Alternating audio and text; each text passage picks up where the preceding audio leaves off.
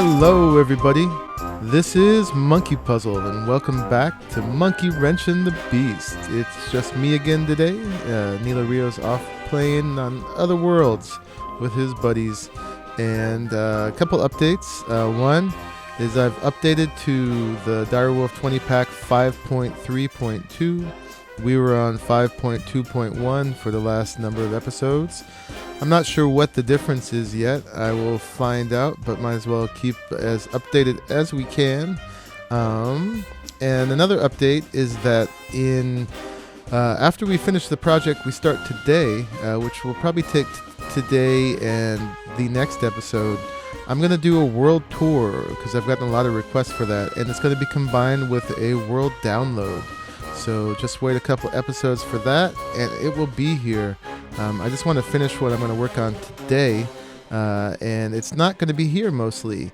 Today at the B base, I just want to move the tree breeding along. You can see a lot's happened over here, and yeah, I wanted to see the results while we're on camera.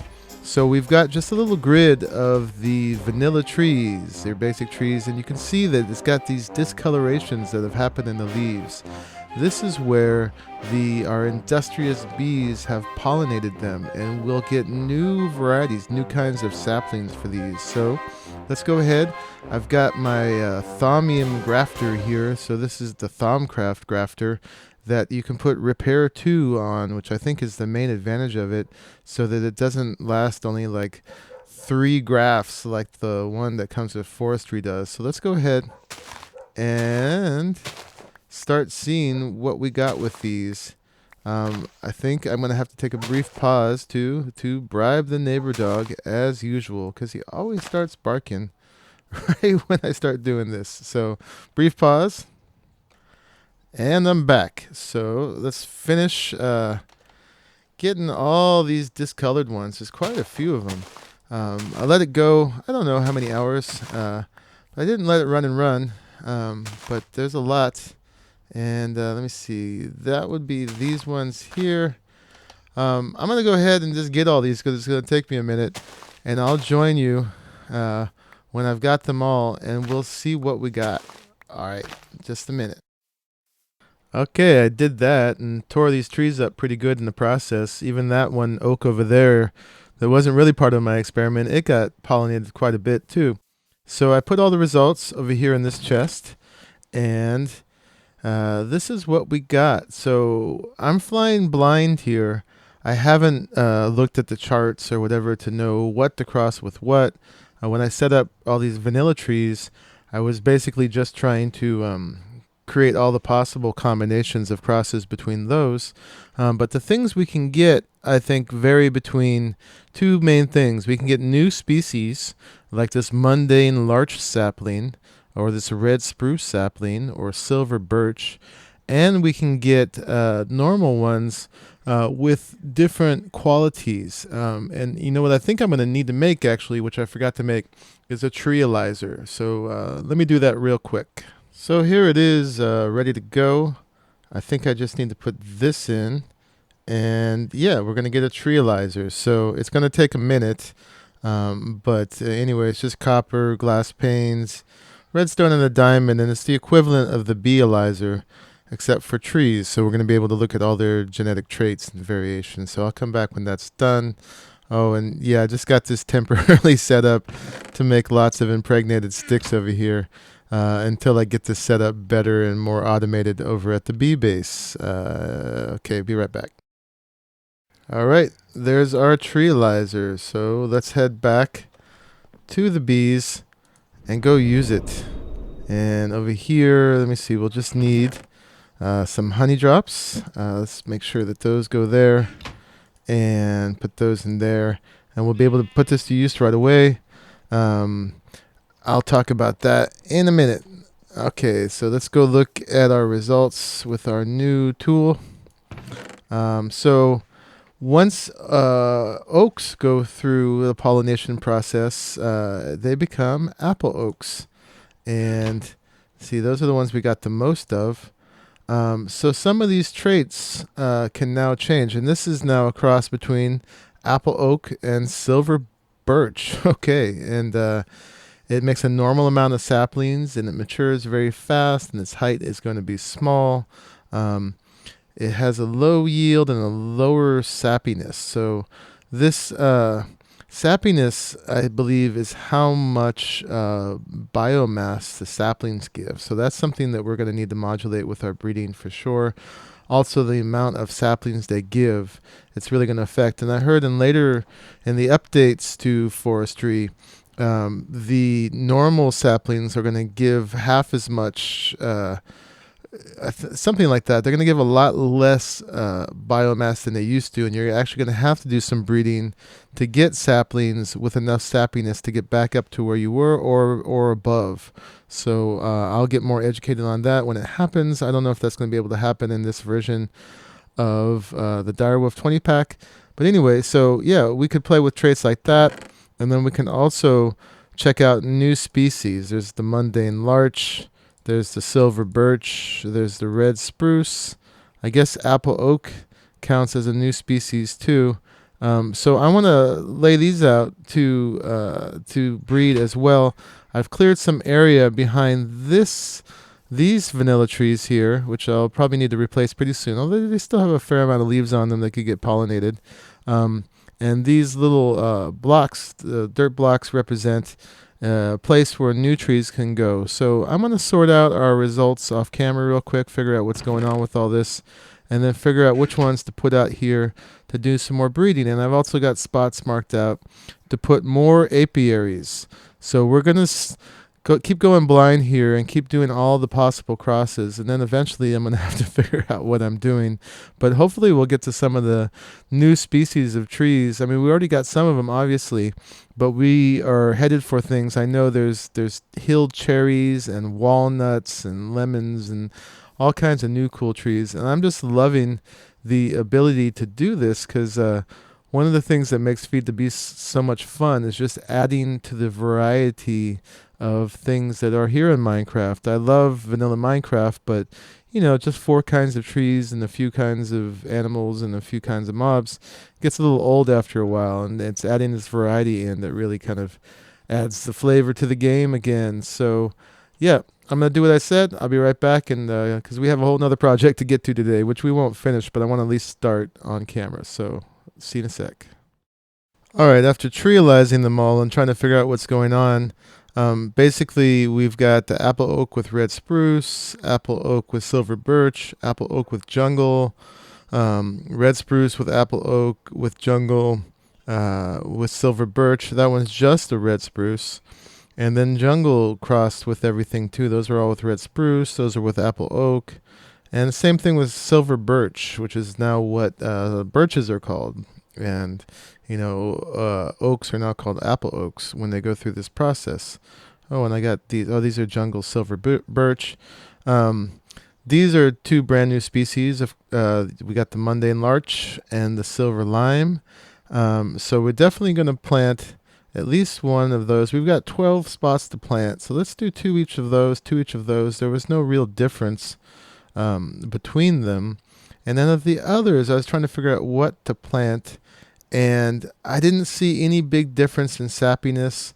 Sometimes they don't have apples, at least in the dominant trait anymore. Sometimes they have cocoa instead.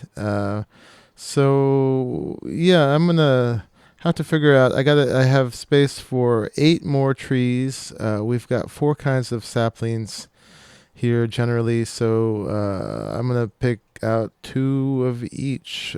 Give me a sec. All right, well, this is what I picked out. Basically, each of the new kinds with cross with each of the other 3. I guess I didn't do one with jungle. Let me see, that's 9, 10, 11 if I did each one of those. And let's do a jungle. We don't need them to be big. We'll put that in there, and we'll do 12. So hopefully this makes sense. Let's get those down there. Yeah, and we'll see what happens. I'm just going to go ahead. I'll put these the two most unique ones that we've got now. The what is this? This is the mundane larch, silver larch. What is it? Mundane larch and the silver lime. We'll put them right in the middle so that they touch everybody. And I think it can all get crossed around. Let's see. Let's put the jungle one in the back here because it's likely to be biggest. And then I'll just spread the other ones around. Let's put, see, we'll put all the apple oaks over here, say. I don't really know what I'm doing, but random crossing can't be too bad of an idea. Let's put our silver birches over here, perhaps. Yeah, that one got in there. Okay, I got one more of those. And these keep resorting themselves. Let's put our red spruces in. I guess we got another one of these. It's crossed with something else. We'll get that in there. And we'll get that in there. So hopefully that's a pretty good mix-up of the results we got. Yeah, like I said, just trying to get all the different species and new species crossing with each other. Didn't see too much variation in the traits yet as far as sappiness or yield of saplings or all those other things that come with this. We'll get more into detail with that later. But anyway, I'm going to go ahead and get all these spots for apiaries going and automated. We'll take one more peek at it, and then we'll move on to the next thing today. Actually, before I do that, one more thing I wanted to do was grow them all out. So that looks like a birch. That looks like an oak. What does this look like? Ooh, that doesn't look so mundane for a mundane larch. And where's the silver lime? Here's a new one. Okay, that's kind of interesting. New trees. Yeah, and I didn't put the apiaries in yet because I wanted to make sure they each had a full 5 by 5 space. Because as far as I know, even the pickiest trees, that's what they require. So, okay, I'm going to go back to setting up the apiaries. Like I said before, that's cool, new trees. And in case you didn't watch my last episode, my basic automation for these, I got a gold pipe going in the bottom. That could just be a regular stone pipe. I'm going to put an apiarist pipe right here, wood pipe in the back, and then a chest right here to receive the goods, and then setting the apiarist pipe so that, let me see, we got red going in, blue back there. So red should be any bee, and blue should be anything. So if a bee can go back into the apiary, it will, and if it can't, it and all the items will go back into the chest. And the last step is putting that on there. And to say when there are items in the inventory, which there aren't right now, go ahead and do an energy pulsar. I'm putting a Rocky Princess in each, and I'm going to go ahead and take the drones from these other ones, which are excess at this point, and put a good stack of them in each. Let's say, I don't know, 8 should be enough to turn this into a good industrious princess with genetics just like these ones. And I'm gonna go ahead and do that with all of them. All right, there it is. I got the whole thing set up. They've all got bees in them now. They're all automated. One thing I didn't do yet is put frames in them. I've got frames in the old ones up here, which is helping them produce lots of stuff, which I haven't even collected yet from these guys. But yeah, there it is. We got our tree breeding station expanded. These ones are getting chewed up by the pollination and taking the saplings. I'm going to let that happen a little bit more, and eventually maybe then the next generation from here can move back up this way, more of the choice stuff that we want to keep growing out and crossing, because I think we only need to cross all the vanillas so many times. I don't really know, but that's my guess. But anyway, everything else is going great here. We get tons of resources coming. Let's make sure it's day real quick so I can give you guys a full example. but give it a chance to get going again. But we got lots of stuff coming in. We got a big backlog of resources that are being processed by our little lonely centrifuge here. The chances it gets to catch up are either at nighttime or when these run out of frames, and that's the basis of what we're going to transition to today. It's the need for frames is my main impetus. I keep replacing these, but see, those are gone. Those are gone, and that's we don't get nearly. Those are almost gone. We don't get nearly as many resources if there's no frames in there. In fact, they almost slow to a halt, and it doesn't take long at all. It's like less than an hour of game time, and I got to go around, make all these unstackable frames. They should at least make them stack, man. That would make it a lot better. And go around and replace them. I've stopped even trying to repair the frames because it just takes too many clicks to try to combine them. That one I was fixing some breeding. We had a mutation again in that one where it didn't want to, it changed its climate tolerances, so I was just fixing that. But anyway, down, let's put those last ones in there. So I just upped our production a little bit already. I've put our proven frames down here, and those are just lasting forever. Practically, the bees that were in them stopped a couple times. It was that problematic tropical one up there. But still, they've gotten plenty of use, and they're outlasting the other frames by many generations. So we need those. The only way we can get those is from villagers. And the other things we can only get from villagers that I really want to get are the knowledge fragments, so that we can open up all the other areas of the Thaumcraft research, I think, which will affect our golems primarily, but we're going to be able to get attack golems and experience golems with the visors and give them the top hats and the fezzes and the spectacles and all those things. And there's other stuff as well in the Thaumcraft. I'm not even sure. And then the third thing that we need from the villagers is Mystcraft pages, which I haven't even made a Mystcraft world since it updated. I'm going to need to do that soon because eventually I'm going to need to start quarrying again as well. And I like to do that in Mystcraft ages so I can tear things up and not worry about it, and also to make sure I get complete ore generation because this world's gone through several updates. So I've taken longer today than I wanted to get to it, but at least let's go get a start on it. So let me see. Let's go back over to the Savannah-based Mystcraft area.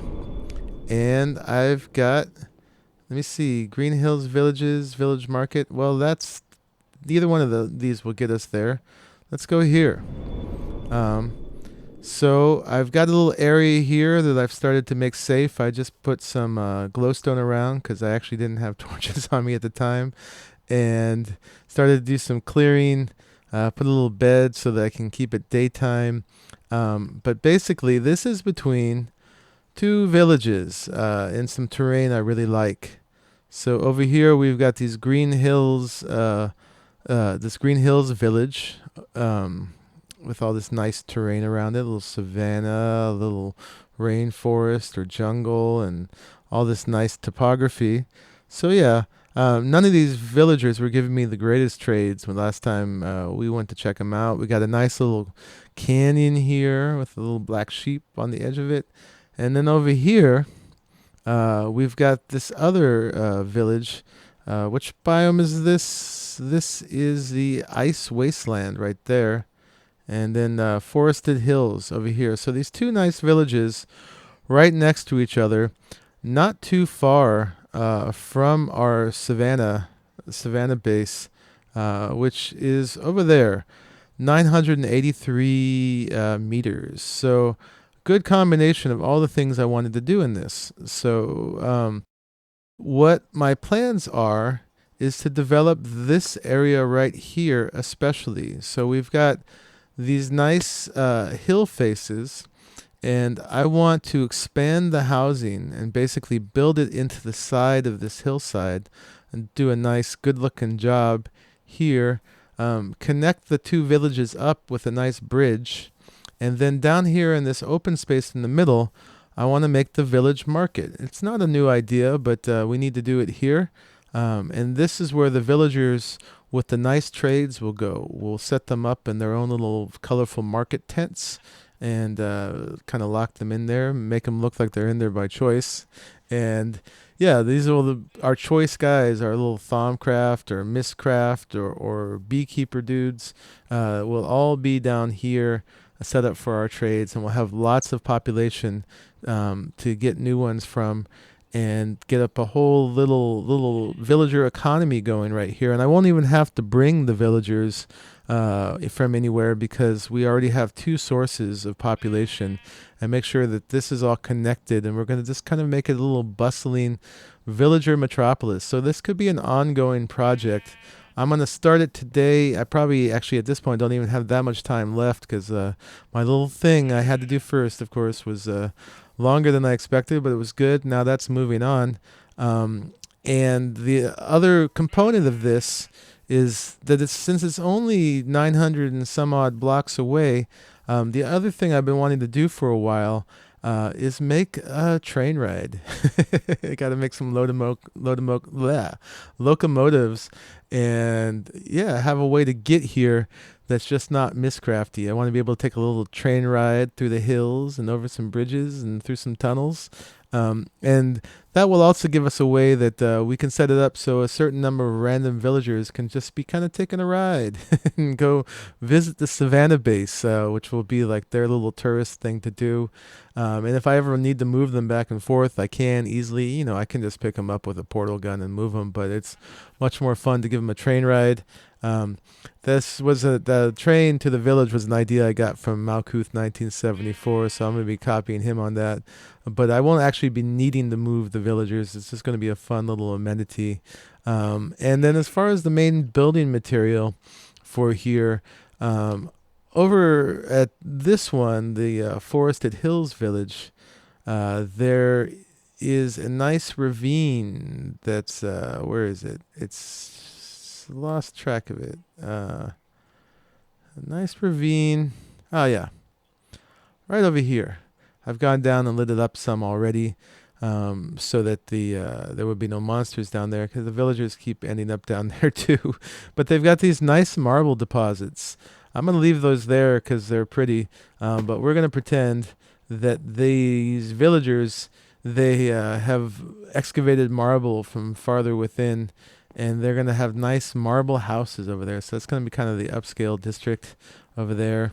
One of the first things I'm going to need to do is just put torches everywhere, because if I'm hanging out here and I let it be night at all, I'm going to have zombies coming and messing with these guys, and they don't have any iron golems yet, although I'm sure those will be coming soon in time. And then another extra thing I want to do back here, part of building the metropolis, I wanted to do this at the glacier. It was my first idea for a village, but I didn't want to make it so busy that I'd never have good FPS over there at all. So basically the idea is to excavate a hole down in a otherwise harsh biome and cover it with a glass dome, and then make it all nice and lush within, so that this is their little created lush biome. So yeah, we're going to have a domed area in here. And this will give me the ability to do the full-scale thing I was planning to do, which is basically kind of based on the little Anasazi model, the Southwest Native Americans that used to be in over here in North America. They built their houses out of carving into the cliffs. And of course, these guys aren't Anasazis, and this is going to be exactly the same. But the same idea of just kind of carving the space out of negative space from here, and leaving the rest, or maybe laminating it with some other better materials, but being able to have this step thing going down into there, and having another flat area in the middle, maybe another marketplace or some other function. So yeah, that's a lot of stuff to do. Another little ongoing mini game I can do here in Feed the Beast. I'm going to get a little start on it, and I'm going to put my other files I've recorded in so far and see how much time I have left in this episode. And then the next episode will get this functional to some extent. I'm not going to get all that done.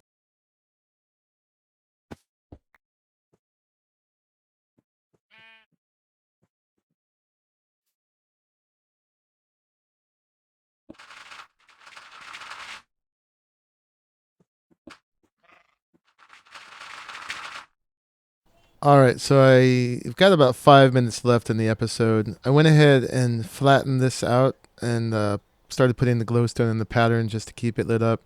I got plenty of coal on me. I'm going to make a bunch of torches and light up around both villages. I was considering using wrath lamps because I have to place less torches, but they often interfere with things growing, and I don't think I'm going to do too much growing of stuff, but I'll just keep it simple with the torches. Right now I'm working on building a bridge across here. I have to figure out how it's going to go. I think I'm just going to make a simple bridge out of wood, and I'm trying to figure out where it should start from. Over here, maybe we'll just bypass the sandy part. I think it goes from 1138 to 1136. I'm going to use something I haven't used before, which is scaffolds. Oops. I guess, how do you... Oh, man. What the heck? Okay, we just lost all those. Obviously, I don't quite know what I'm doing yet. Let's get the rest of these back. And the height... Actually, I'm not sure what height I need to get to, but I thought that these looked pretty cool and structural. That's not it. Okay, let's try that again. What's the way? So I thought if you just click on them, they will keep building on themselves, but apparently, I don't know what I'm doing yet. And then how the other one gets so tall all of a sudden? Okay, I guess I should look up how to use these. Be right back. Alright, well, for some reason it's working now. Right clicking, left clicking, keeps placing them. I don't know why it wasn't working before, but yeah, let's just get this up high enough. I think eventually these pillars actually will replace with logs. But this is a fun way to figure out where this connects. But I thought these would actually be cool. Whoops. To do trusses across the bridge. So if we started them, say like here. Oh, they can't place without something underneath. Is that the case? Let's see. Let's try that. Yeah. And then let's get rid of this one. And the logs will go, oh, they disappear without that. Okay, so they have to have something underneath. Interesting. Give me a second. I'll play with this some more, and I'll figure out what I'm doing. All right. Well, there's a limit to how far they can go out horizontally, even with something under the first block. So that's okay. We'll just do a slight change of plan. I'm gonna place timbers. Oops! I keep turning it off when it's on. Going all the way across, and these will be the way that this gets spanned. They had some giant trees somewhere that they managed to cut down. And then, we'll see, to give it a look of structure, let's see, stop flying. Maybe we'll just place these across, make it all trussed up, and yeah, make it look nice and sturdy and architectural. We'll see. And then on top of that, I think I'll keep the slabs. And that will also make it so that mobs can't spawn on this bridge. Let's see. Let me see. Let's keep going across with this. And let's see how that looks from the side. Huh. That's interesting. I wanted these to be underneath actually, but I don't know if we can do that. It's not bad, but it's not great, and we're gonna need to put railings on the side of this. Let me think about it some more. Try to finish this bridge up at least, and that will be the end of the episode. I know if you add a stick to them, they become a reinforced scaffold. I think that's what they're called. And I think then they can then hang out uh, without something underneath them. That's more what I'm getting at. And for some reason they give back the stick at that point. And then here along the side, we can do the timber framed sides, something like that. And then maybe on top of these, we can put fences. I don't have any fences on me, but let me follow through with that idea and see how that looks. Nope, that doesn't work either. These only go so far and then they break off. So it just gives you a little bit extra. All right, well, I'm learning about scaffolding. Okay, we're going to make iron fences with iron scaffolding. Let me see. They can extend out 24 to a side. So, no, 12 to a side. So we can make up to 48 of these, and it'll be useful. Actually, now we got 60. Let's make one more set. No, because we're going to actually need more to reinforce with. So we'll make a few more. And then I think if you go like this and then put these underneath like that, we get good old, like I've used them so many times before, iron scaffolds. So actually we need to put these up there, and let's go ahead and make all of those. Okay, that's a lot. And let me see, let me go ahead and put these to use. Let's try it out.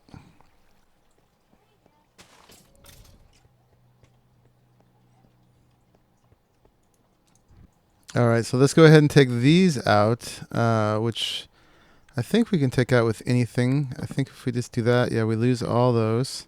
I'll go get them in a minute. And then let's try it with the iron scaffolding. You need to die. I was going to leave you alone. Okay, so let's go ahead and put that there. And then they can extend out a certain amount without being reinforced. I think it's like 4 or 5. Yeah, so 5. And then what happens if we go about reinforcing them? That didn't work. I thought if you just click them, left click them, right click them with an iron fence, they get reinforced. But I still don't know what I'm doing. Okay, let me figure this out. All right, what I read, if you have an iron scaffold, you can then, it has to be part of a pillar. That's basically a pillar. You can reinforce it. Let's go ahead and just make it a full pillar like that. Okay, so we'll go 2 of them, give them each a fence. And now I'm supposed to be able to extend it 12 blocks off the side. Let's see if I can do that now. So that's 5, 6, 7, 8, 9, 10, 11, 12. That's awesome. So yeah, that looks like a trussed bridge. So I'm going to go ahead and build the rest of the thing like that. And of course, I'm totally not using these for what they're meant to be used for, which is just helping with construction. And you can climb up any of the 4 sides of them. And then when you're done, it's really just meant to be really easy cleanup for the whole thing. But I'm going to use them as just a long-term construction thing just because I like how they look. Well, there it is. It's a bridge. I kind of like it. For Minecraft, it's not too bad. A little extra scaffolding on this side just to hold up the little staircase. And you can run all the way across it. And best yet, it's chicken approved. Anyway, that's more than I can fit in for today. Next episode, we're going to get all this going and get our marketplace going. And then the episode after that, it's going to be the world tour with our first world download of this whole thing we've created here on Monkeywrenching the Beast. Anyway, I hope you enjoyed the episode. Let me know what you think. And look forward to making the next one for you. Okay. Bye-bye, everybody. Thanks for watching.